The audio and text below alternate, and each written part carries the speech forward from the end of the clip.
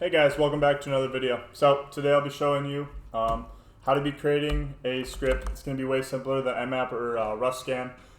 Both those tools I'll put down below, but this one, it's just going to be a simple ping script with PowerShell.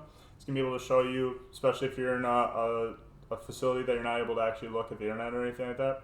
I can make it super simple and able just to ping a bunch of IPs, and you can look through all of them. So I'm going to get through it real quick. So start subnet, specify the subnet that you want. So for me, it's 192.168.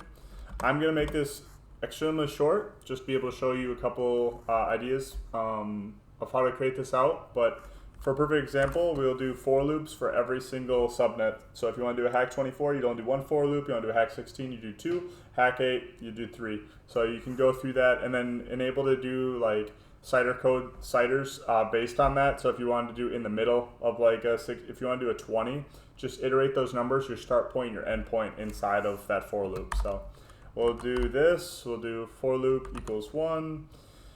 Technically you could do 0, but the reason I'm specifying 1 is because I just wanted this to be quicker and able to show you all exactly what I'm doing. So less than 2, and then inside here, $i plus plus, iterating through. So then create both of these, boom. I'm gonna create this for loop. We're gonna make it technically inside of a hack 16, but I'm gonna make it a little bit different than that. You'll see how. So I'll go to here, let's do 248. Let's actually a little bit more, just to show you a little bit of example of what we're gonna do.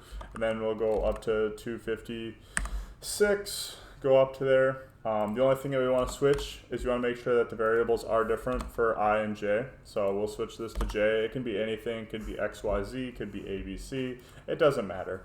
And then we're going to do $IP and then equal that.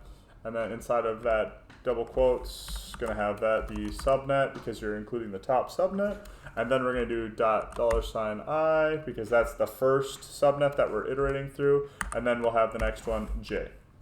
So with that, then we're going to go to ping result, and then result test connection. The great thing about using PowerShell ISE is it gives you like other commands that you can be using, so it makes it super simple and able to understand what you can use and what you cannot use. So computer name, if I were to go like that, boom, computer name, $IP, that count, just like that. You can tab and able to finish it out.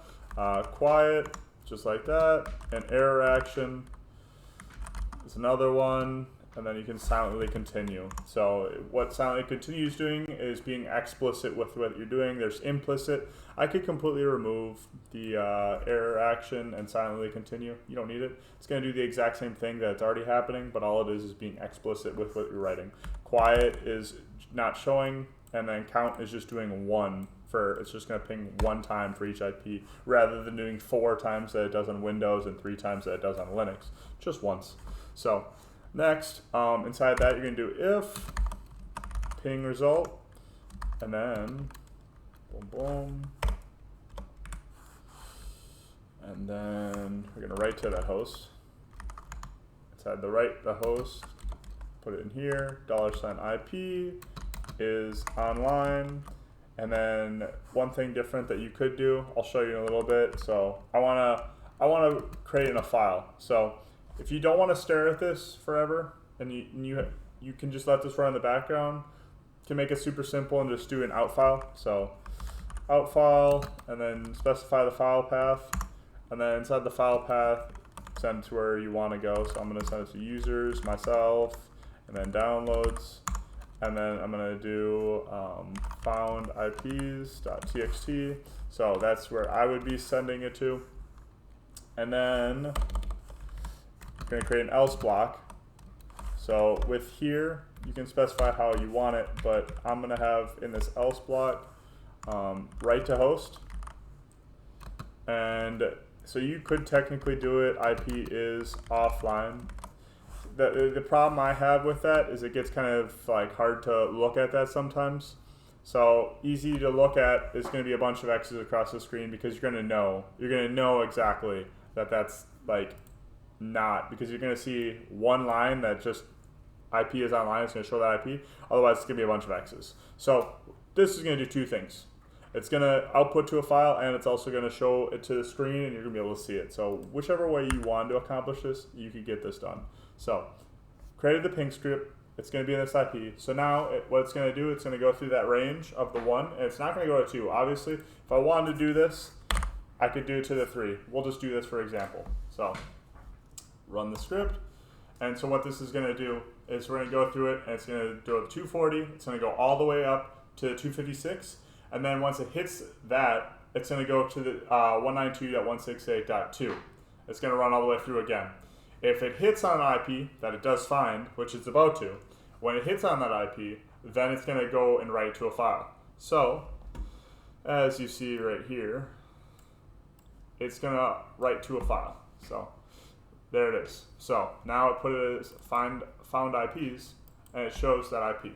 So, very simple script. Obviously, it's not RustScan or Nmap, which are amazing tools. But if you don't have the capabilities to use that, then you have this. So, and then, exactly as I said, it started going to the 192.168.2.